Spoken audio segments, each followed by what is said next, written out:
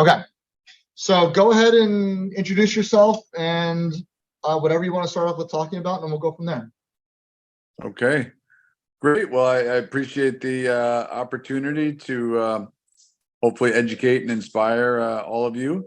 First, I'd like to congratulate everyone for getting this far. I know you're you're in the eighth or ninth inning, to then be able to start the beginning of the first inning of a career. So congratulations. Josh has assured me that if you've made it this far, that you're probably likely to graduate. So I'll congratulate you. Let me be first to congratulate you there. And it's just great. I've done this with Josh. This is my fourth time doing it. I find it rewarding. It's been great.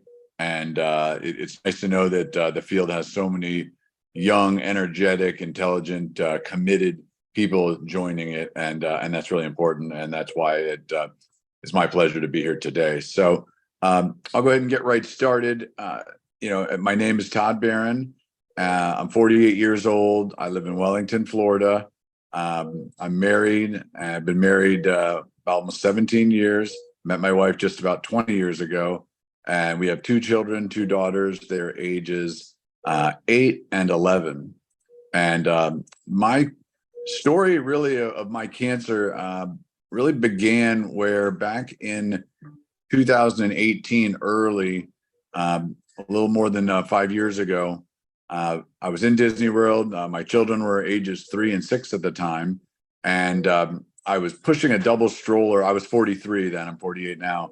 I was pushing a double stroller around Disney World and running from like activity to activity, exerting all the energy I had. I wasn't in the greatest of shape, but I was fairly reasonable and in moderate shape. And, my ankle, my calf started to hurt. And I thought it was because I didn't stretch. I'm now getting older and you need to stretch before you do physical activity, which, it wasn't like I was at a gym. I was at Disney World, but it turned out to be a lot of activity. So when I got home, the calf still started to hurt. And I thought it was maybe shin splints. And so I looked down at my calf one day, and it was bigger. My left calf was bigger than my right calf. And I went to my doctor, and first we did a round of antibiotics and nothing changed. And then we did an MRI, and it was the results of that MRI where it was, discovered that I did have a big tumor in my left calf. And I went and got a biopsy early February of 2018. And it unfortunately turned out to be a type of sarcoma. And it was what's called a Ewing sarcoma. And there's no good sarcoma. And, I knew what a sarcoma was because I had a friend's brother who had passed away from one. And I had been involved in a charity that my friend sits on the board because in honor of his brother, the Sarcoma Foundation. And so as soon as the doctor said that, I knew I had a battle ahead of me. And that was 5 years and 4 months ago. And so, so the story goes that, when I had that sarcoma, I was diagnosed. I then immediately began surgery. I don't know if you lost me. I got a phone call coming in, but it'll go away in a second. Can you still hear me? Yeah, we're good. Okay. So yeah, I immediately started chemotherapy. I did 4 rounds, and then I had the surgery. They were able to get the tumor out of my ankle. I'm sorry, I keep saying ankle. I don't know why. Out of my calf, and actually take my fibula, half of my fibula out with it. And as it's interesting, I'm talking to a group of future physical therapists. Within 6 weeks, I was able to walk again with not even the need of physical therapy, just because that's not a weight-bearing bone. And I kept asking, do I need physical therapy? And so basically, I just had to stay off it for 6 weeks. And then first time I walked, I was able to walk pretty normal. And so after so I did the 4 rounds of chemo, the surgery, and then I followed that up with 8 rounds of chemo, hoping that that was it, and that I would be, this would be just a thing in the past. And it was a total of 10 months later before I was then considered cancer-free. There's no more cancer in my body. And so, there was about a 40% chance that cancer would come back statistically. And unfortunately, I did make it into that group. And 10 months, and so 1 year from the time that I had finished, or that I had finished my chemo, the cancer did come back. So immediately I did cancer and then radiation and then a second surgery. And when I went into that second surgery, I was given the option to have an amputation or to have the surgeon attempt to resect this next tumor, which came back in the exact same place. And I said to Dr. Tom Temple, and he's with the University of Miami, one of the best cancer surgeons in the world. I said to him, "What would you do?" And he said, "I would try and resect it." And he's the guy that's doing the resection. And so I did, and I had to sign off on a form before I went under for that surgery, where if he had opened me up and didn't like it, and had to take the leg, that I was okay with it. And so I went into that surgery. I went to sleep, and I woke up and I looked down and I still had a leg, and I was pretty happy about that. And so I then did chemo and radiation after that second surgery. And then after that, I went to my oncologist at University of Miami, and I said, "Well, what can I do now? I want to do, you're aggressive. What more can we do?" And he recommended that I just, I'm cancer free again, had a recurrence, and I should just sit tight and hope it doesn't come back. And so what I did is I went to I wanted to get a second opinion, so I went to MD Anderson in Houston. Happened to be March 6th of 2020, which turned out to be, a week or two before the world shut down for COVID. I went to the top sarcoma specialist at one of the top cancer places in the world as well.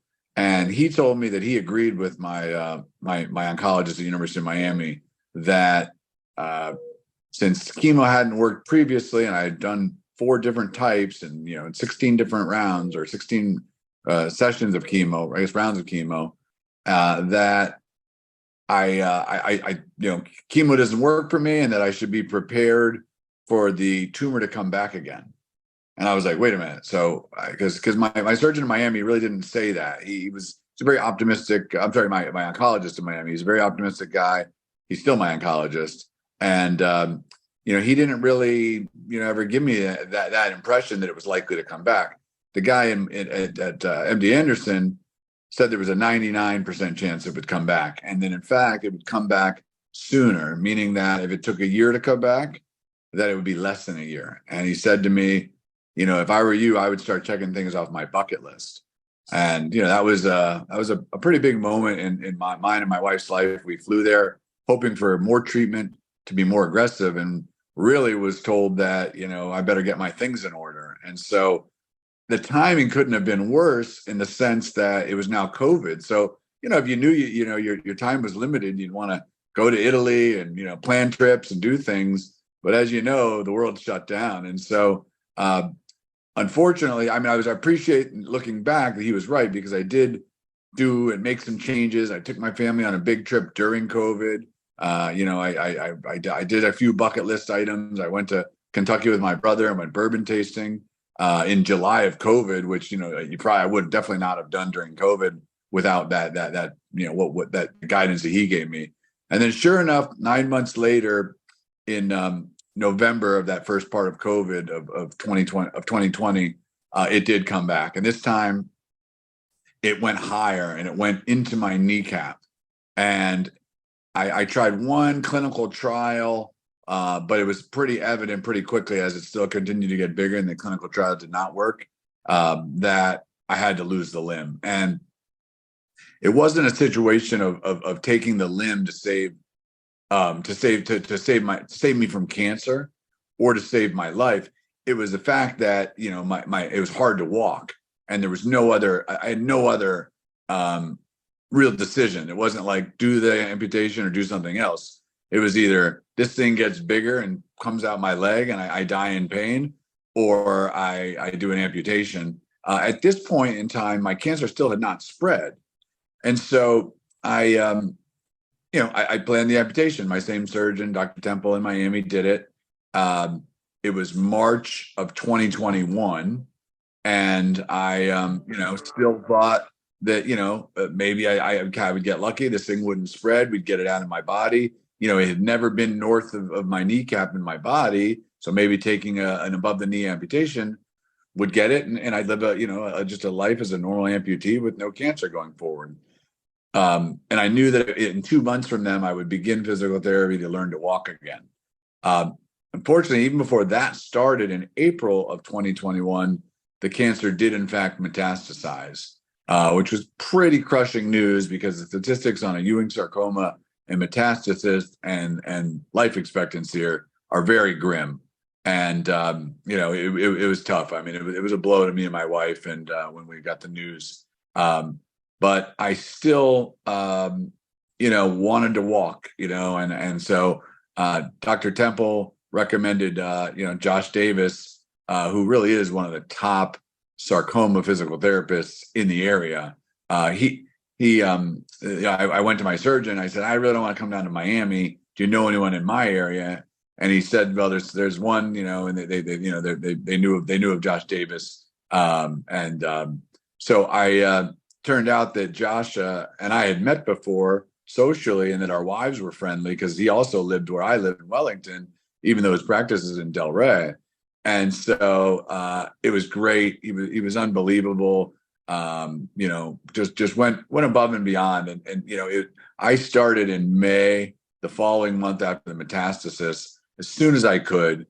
And I remember I went there, and I was like, if I'm going to die in the next few months, do I even need to learn how to walk? And Josh was just there and supportive, and really helped me in a very difficult time, emotionally in my time. And fortunately, I was able to get on some medicine, a drug called Votrient, which is a protein inhibitor, and that drug inhibits proteins in your body so that it doesn't allow the cancer to feed the cancer. It has some side effects, but they're relatively minimal. And I'm still in these last 2 years, really 2 years and 2 months since then, been able to live a really, really good life from just an overall standpoint. And I'll get to that in a minute.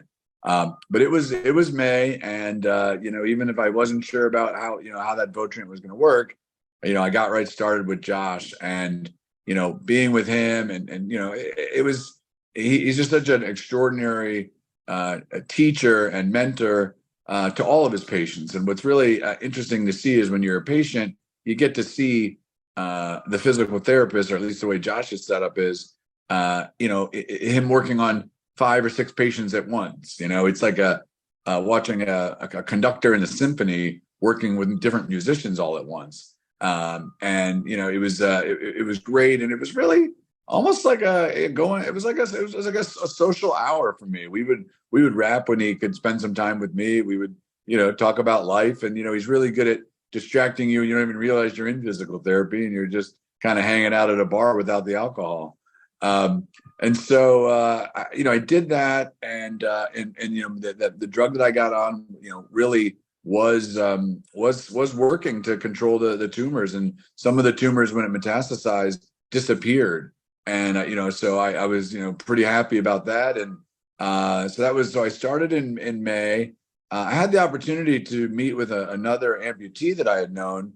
Actually, a friend of mine said, "Yeah, I want you to meet this guy, Nate. He's an amputee. He's got double amputee, and he's living a great life." And so I went and sat down, and I had lunch with this guy. And it turned out I had known him, and I didn't even realize he was ever an amputee, because he always wore a suit and he always wore pants. And he lost his legs in Afghanistan. He has one above the knee and one below the knee, and I never even would have known it. He's got a great life, and he's a beautiful wife and young children, and a successful career.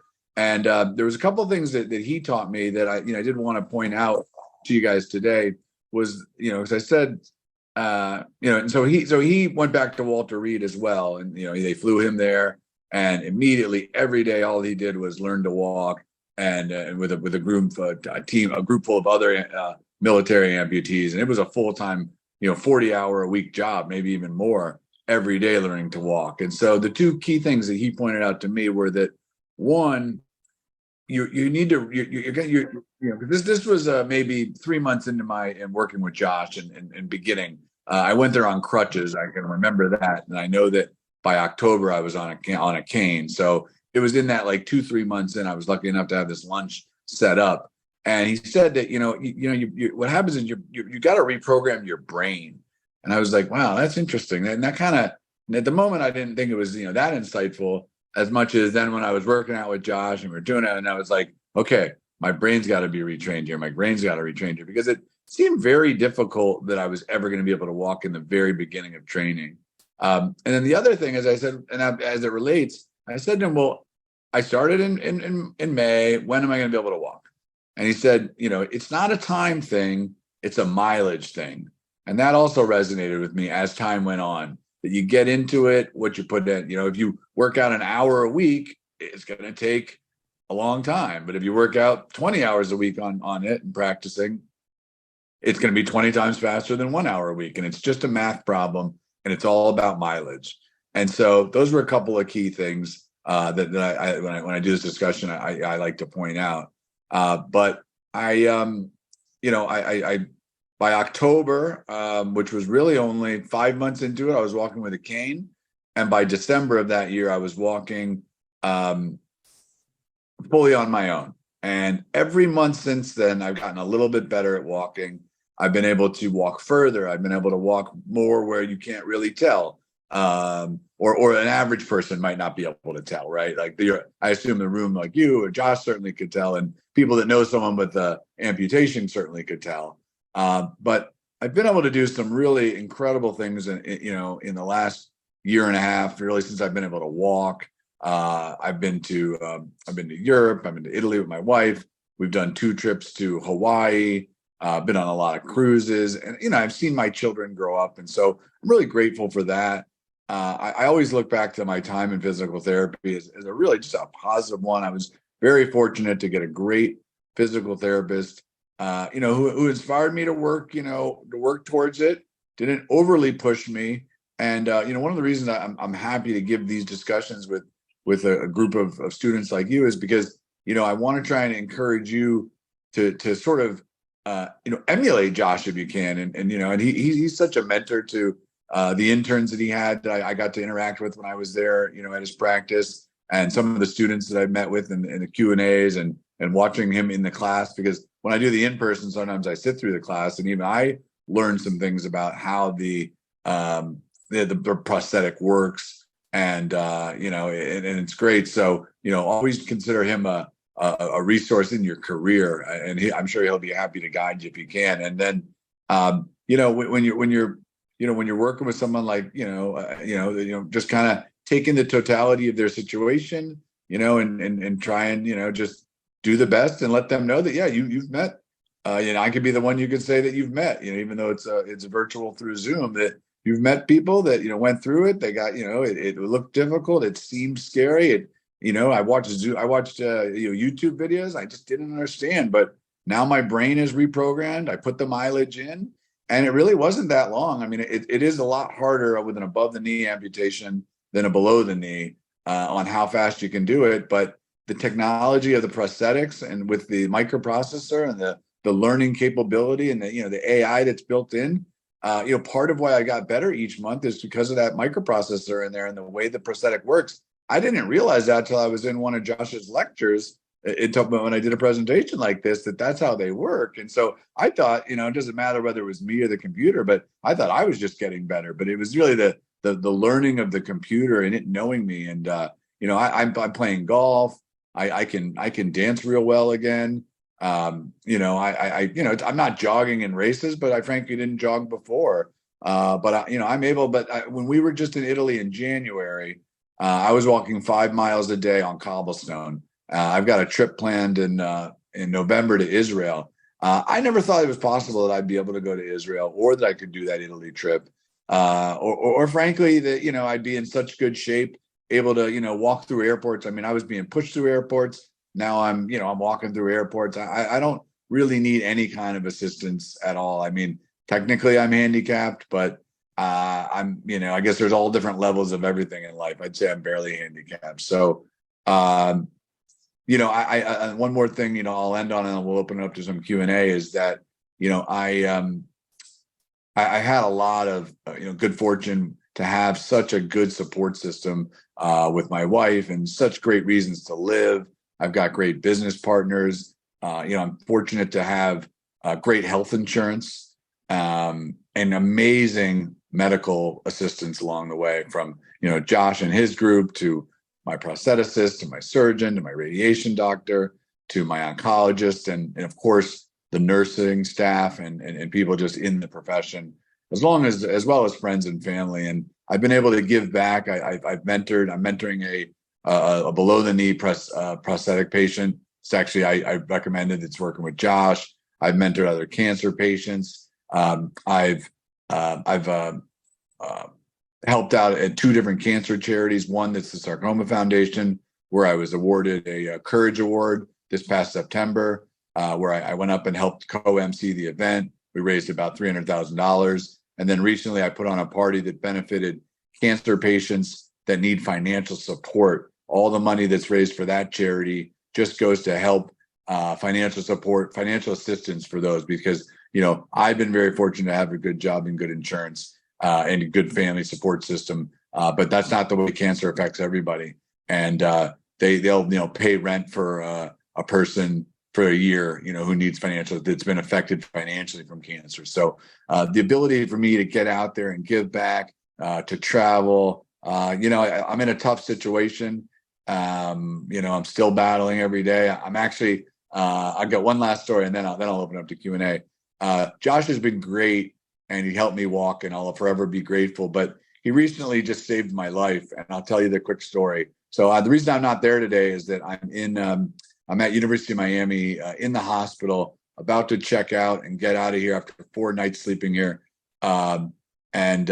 Essentially, I recently had started, I want to start working out some more because I am feeling so good. So I did 20 push-ups after waiting 2 years with never doing a push-up. And I injured my shoulder and my trapezius. And I went to Josh, and, he spent an hour with me. I hadn't been back to him in a year and a half. We still see each other socially, and our wives are friends, and we get together, but not in a more just in a social setting. And he gave me a massage, he iced it, and he was a little uncertain on how to go, and he really thought about it, and he recommended that I get an MRI. And so I got an MRI about 3 weeks ago. In the MRI, it did show that I had some problems in that area and some bones, but it happened to show another area in my humerus, which I can't really say the word humerus without saying, and it's not a joke, but it was in the humerus. And if you know me, I'm a very funny guy, and I take everything. And one of the ways I've gotten through this is through a lot of joking, which I encourage everyone else. And it turned out that I had some growth there in the tumor in my humerus. And so today I did my second day of radiation of a 5-day stretch, which I'll end next week. And that should control the pain. I should, go back, and it's the only area. But when I did that, my doctors recommended I do a full PET scan just to see if there was any other areas that were of concern, and but that I would, be starting radiation very, very soon. So I did a PET scan, and the good news is it was on Monday, and there's really no new areas, and there's no new cancer spread. And so everything is still pretty stable relative for someone who has metastasized cancer. But what they happened to notice, so I came to University of Miami on Monday, got the PET scan. My wife called me and said, I've got our doctor on the line, or my ARNP, and she needs to talk to you right away. Okay, I'm driving on 95 back to Wellington, and going, thinking about where I'm picking up dinner. And she says, "How are you feeling?" "I'm feeling good. Yeah, good. I'm a little concerned that you're calling me." She says, "Listen, you have a Pneumothorax.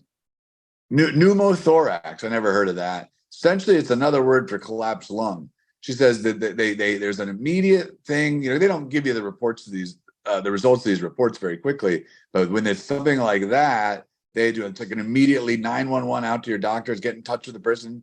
So basically, she said, "Yeah, you have a collapsed lung. I'm surprised you're feeling so well. That's why I asked.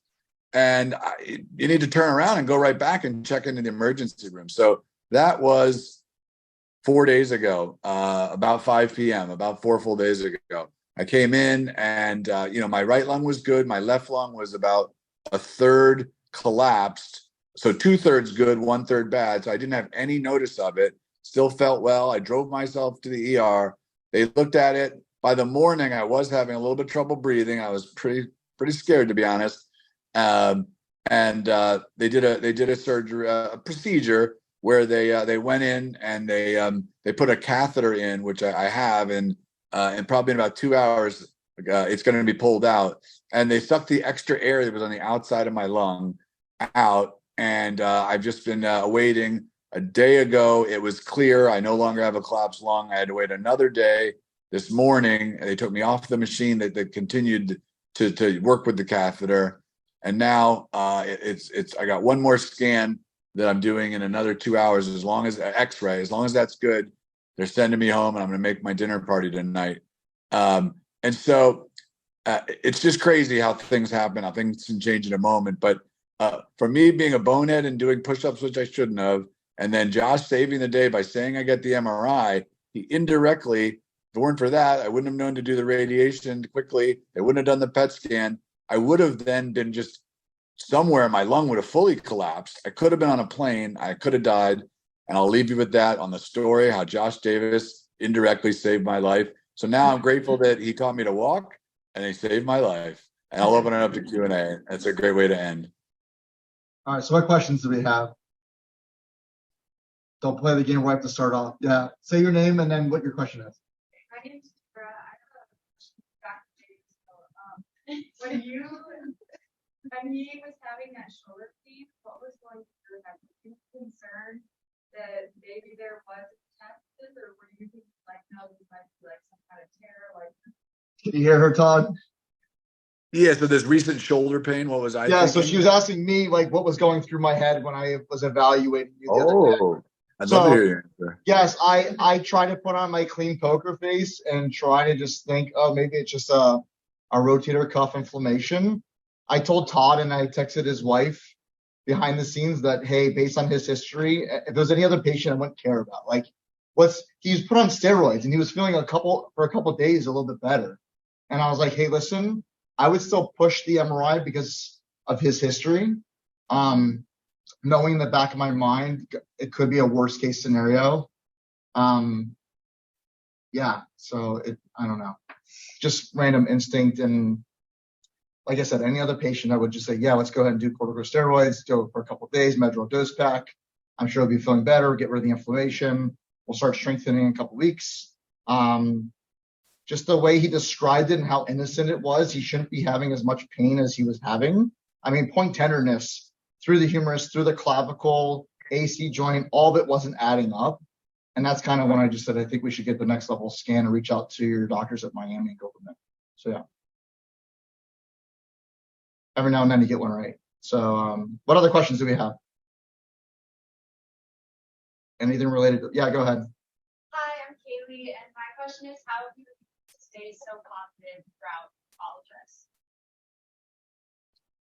Yeah, I mean that's a great question, and everyone's going to be different, right? And so I've always been an optimist, and I've given speeches and I've given other talks, and I probably even should have brought that up, that not everyone's going to be like me, but I've always been a glass is half full versus half empty, but and I've never in the 5.5 years really been depressed, and I haven't needed to talk to a psychologist, because people have been like, oh, so you're seeing someone for all this. I'm like, seeing someone, what do you mean? I see my wife at night. I don't know, I'm not seeing someone that way, but and they're like, no, well, yeah, your shrink. I'm like, no, I don't have a shrink. And and it's not to make light of mental illness or anything, or forget mental illness. You're really having a tough time. You might really need that type of guidance, or you might need to go on medicine yourself, which I haven't. And so I'm really, really good at compartmentalizing things,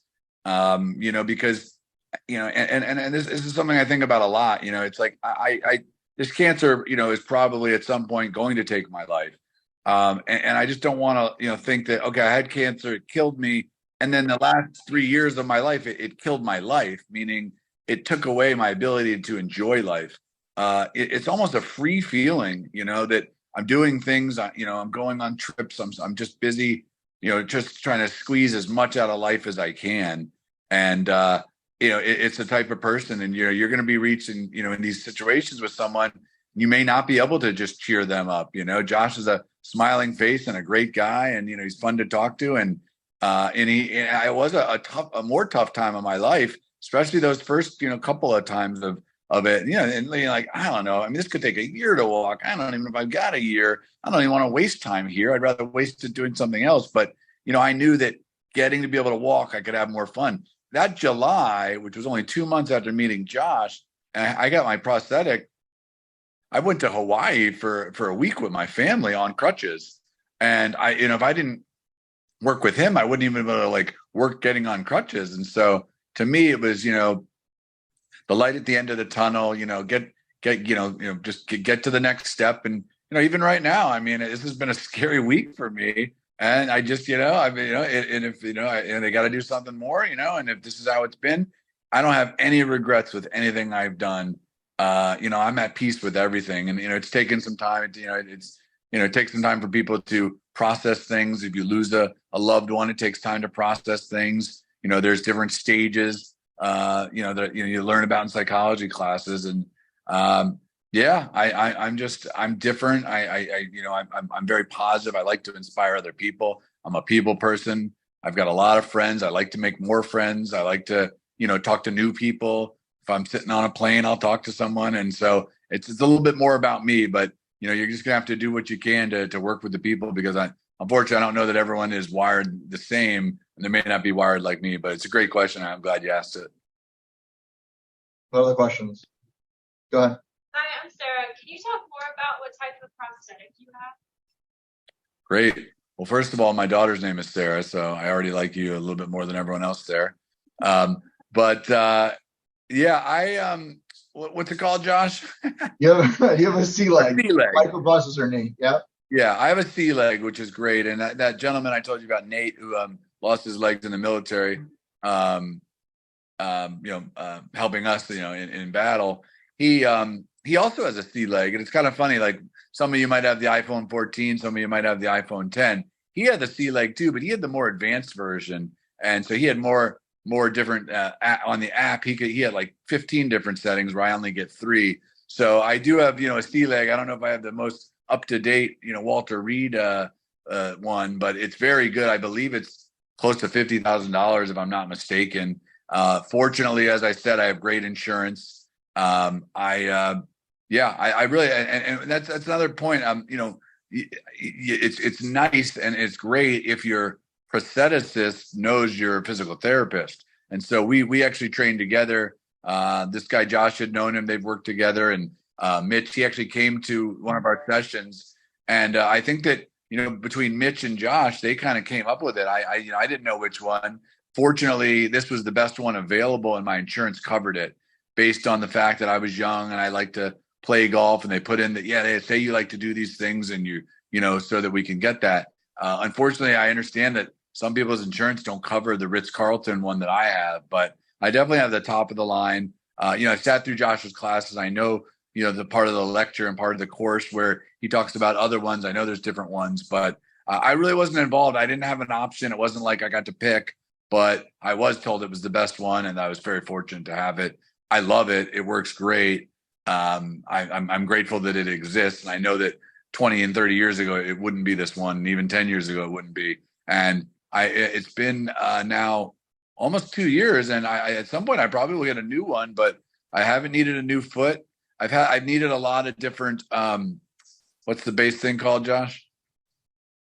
He just stepped out on a phone call. Oh, it's like a name of a screwdriver. You guys should know this, the socket. Yes, you should know it. It's on your test. Yes, I've had 5 different sockets replaced, and I've lost weight, and your limb gets smaller, and so that it's a bit of a pain, really, because I'm walking, I'm good, everything's great. It's kind of like when you have a pair of shoes, you get them day one, they're not the greatest, but eventually those leather shoes become your favorite, and then suddenly I start sliding out of it. I've got to then wear those socks. I keep those extra socks that you put on the limb in my car. the 1-ply and the 3-ply. And then you have to then prove to the insurance companies that you need a new socket. Well, that's a process. Then you get a temporary socket. You get that. It's got to fit. Then they want to make you the permanent socket. Then you get that. And so, I've had times where some of the sockets only lasted 3 months. Other times they've lasted 9 months. I've lost a lot of weight along the way from the drugs that I'm on, the Votrient. Since the protein inhibitor, it takes away your appetite. And so I've actually lost 60 pounds. Good news there. And the Todd Barron luck is that I was 60 pounds overweight. So now I'm like 6'2", 180, and that's actually a good normal weight for a 6'2". I was 240. And so that's probably why I needed more sockets. And my weight stabilized down here. I now could consume enough to sort of maintain this 180 weight, which is great. And so the changing of the sockets is the only thing that I've changed. It's a process. And but Josh helped me with that. I changed sockets in my 6 months with him, probably 3 different types of sockets, and working with it. And you're going to learn. A good prostheticist is important, and I definitely recommend when you're going to be working in the way Josh's capacity of having relationships with prosthetists. They're actually a good person to send you referrals, and vice versa. So they'll say the opposite to you, and so build a relationship in your area with them and work with them and have them on the team. And that's been very helpful to me because, Josh understands these prosthetics as much as the prostheticist, which is, again, Josh is, one of the top physical therapists with regard to prosthetics because of his time at Walter Reed and because we were at war. So like if you went to Walter Reed today, there wouldn't be as many people, that lose their limbs in battle, because fortunately we're not in that type of war right now where that's happening. So, it may not even be possible to become like Josh. Hopefully there aren't that many people losing their limbs. I have done some studies because I was mentoring this other young man who just lost his limb because of diabetes. And I think that, the majority of the people that lose their limbs are going to be diabetic. And so there's always going to, unfortunately, be diabetes, and there'll always be people losing their limbs. But hopefully we stay out of battle, and there aren't, where you can be doing this with military people. I know you've met with some of the other, or heard from some of the other patients, and I'm the only one that lost it through cancer. Recently, when I looked up the statistics, because I'm mentoring this young man, I learned that only 2% of people that lose their limbs are from cancer, and that it's very rare. In fact, my prostheticist, Mitch, he actually has never worked with anyone that's from cancer. So just some interesting tidbits there. I guess I'll open up for another question if there is one. Hi, I'm Vanessa. Hi. What type of suspension system do you use with your prosthetic? Like, how do you keep it on your limb? Josh, I'll let you answer that. Use the suction. Like you go ahead, you wet it, you put it out, it has the valve, all the air comes out. Yes, shake your head down. Yeah. Oh, yeah. No. Yeah. I mean, it's and look, I mean, we're both up on stage of your Q&As, and I know that it works real well. I'm real happy with it. I don't really, again, like I said, I didn't know the competitors. It wasn't like, which shoes are you going to buy? You try 10 pairs, and it worked. And I did try some different liners and some different. What's that thing the little thing I put over the liner, Josh? Yeah, no, you're talking about the different thickness of liners. That's correct. Not just the thickness, but remember, the thing that over my liner, the thing that the suction works with that. Oh, you're talking like the neoprene sleeve portion of it. Yeah. So there were some that were different. There were some where the liner and the sleeve and that thing were together. I used the separate one. But so that part you got to also get, and there are times where I get blisters. I wear a patch over certain areas. And so it's kind of like a new shoe, especially when I get the new sockets.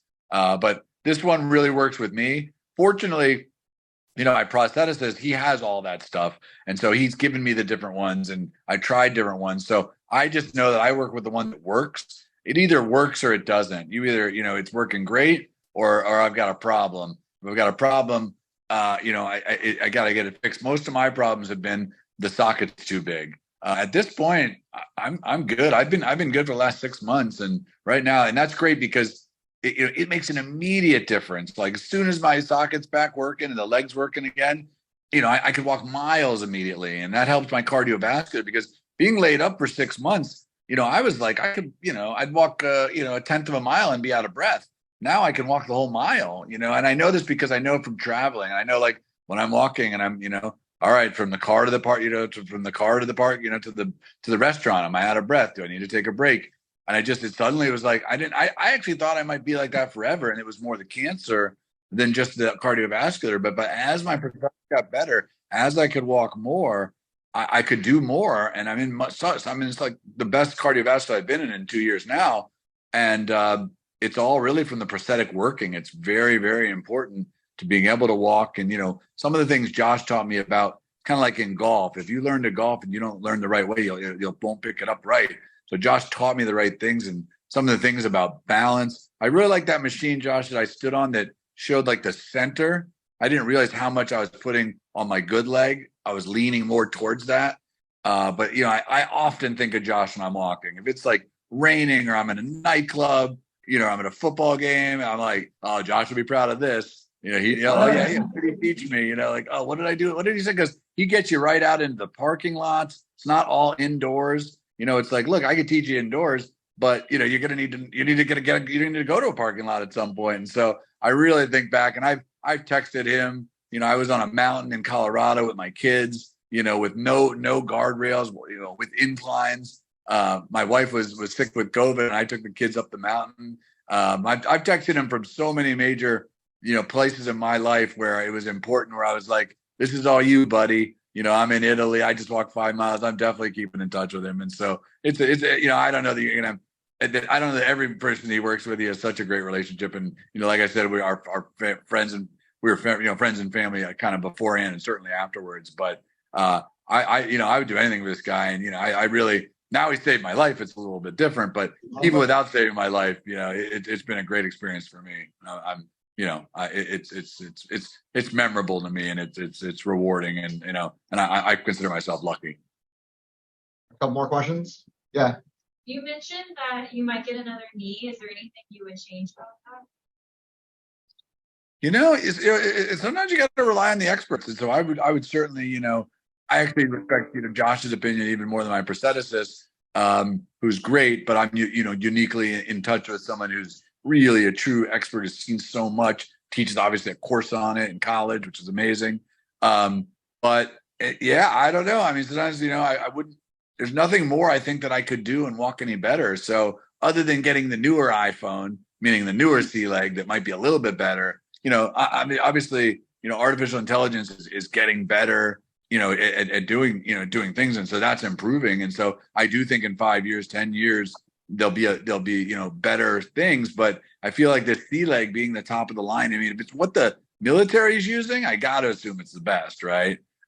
There's other things for running, or for maybe you want to go swimming. There's other ones, but a lot of those aren't covered. So they're giving me the Ritz-Carlton one. I would stay with it, but I'd probably get the newer. I would definitely get the newer model, I assume. But I'm going to get the best that insurance covers. And so and my guess, it's not. I don't know if they're like the Apple of prosthetics. Like, I mean, I always want everything Apple because I know it's the best. Not everyone there I'm sure that 70% of you have Apple, 30% don't. But in this case, you don't walk with your phone, although you use it for life. I probably assume sticking with the same one. How long does your battery life last when you're charging it? It's funny. I learned a little more about that question in these classes with Josh. I charge it every night, like in my iPhone, and I didn't realize, but yeah, you could probably not charge it for 2 or 3 days. I do feel that just like your iPhone's battery life isn't as good after a year as it is on day one. I do think it's not. That may be the reason why I get a new one, just because the battery is not charging. But in my whole time, there's only one time I ran out of battery. It was because my wife figured out like a way to sort of create like a stirrup system where the sock stays up always, so you never have to push it. And when she did that, she went up near where the battery charges, and where we thought it was charged, it wasn't.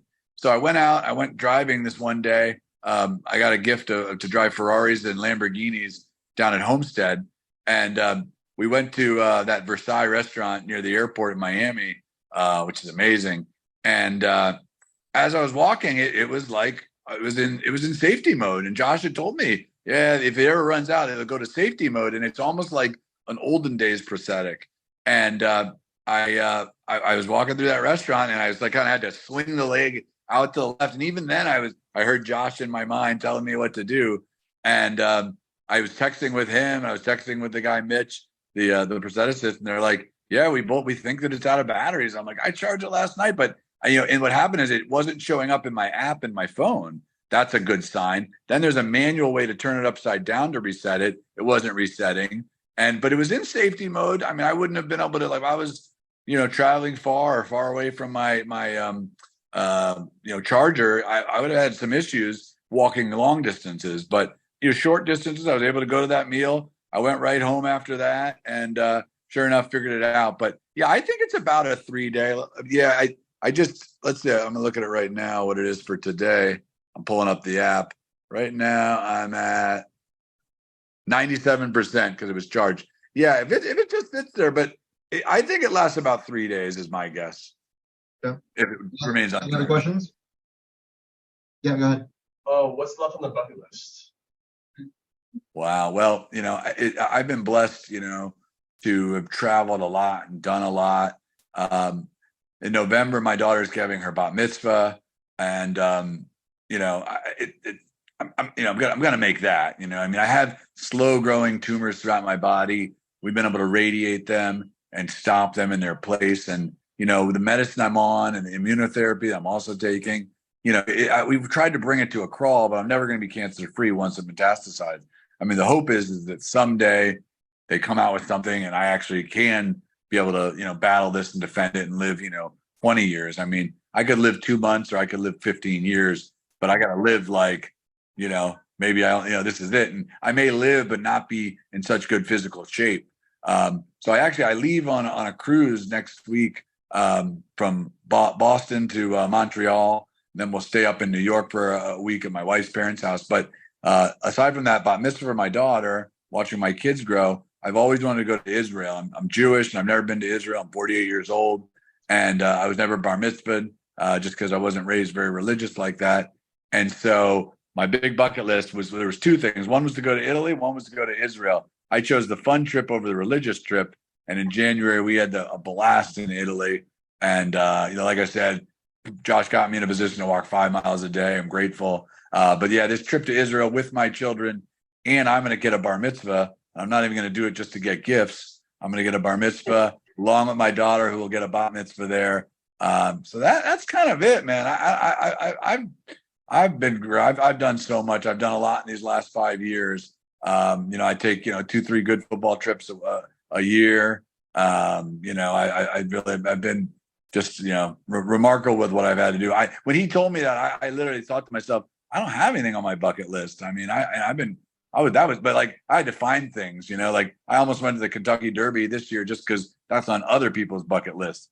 But then instead I went to Sunfest and went to Jack Johnson instead. But yeah, I mean, I'm looking for things on the bucket list. But yeah, I'm very fortunate that I don't have that many more. One last question. Go ahead. Has your prosthetic affected handicap? Oh, did you hear the last part? He said, has your prosthetic affected your handicap at all? And then he goes, in golf. Right. Yeah, no. It's funny. I was a hacker and I wasn't very good at golf. Best thing about me at golf is, I usually bring a bottle of booze and I'm very fun on the golf course. I mostly play in charity tournaments and, where I lack in golf, I make up for in humor and booze and other stuff. And I mostly play in charity events, but I was terrible. I'm still terrible, but I don't think I'm any worse or any better because unlike learning to walk with Josh, I wasn't really taught golf the right mechanics. So I had bad form always. So I never really could, rotate and drive the ball that far. And so now I'm still all arms and I can drive it just as far. My putting's the same. My chipping's the same. And so I'd say no better, no worse. But if I was a good golfer, I'd assume it had to be a little bit less good But I can't speak to that. Everything else good? All right. Enjoy your evening. I hope you get to dinner Yeah. tonight. Yeah, I know you got the rest of class, and I know we might have gone a little bit No, over. you're good. I appreciate everything. But you guys were a lot of fun. You got a great teacher, a great mentor. Best of luck in your careers, and just my goal is for you to help people, and use me as a story. And if you know anyone that's struggling and needs a pep talk, Josh has my contact info. I'd be happy to help anyone any loved ones or friends. And good luck, and look forward to hearing you guys all graduate. And take good care. All right. Thank you. Text you later. Love you. All Bye. right, bye-bye.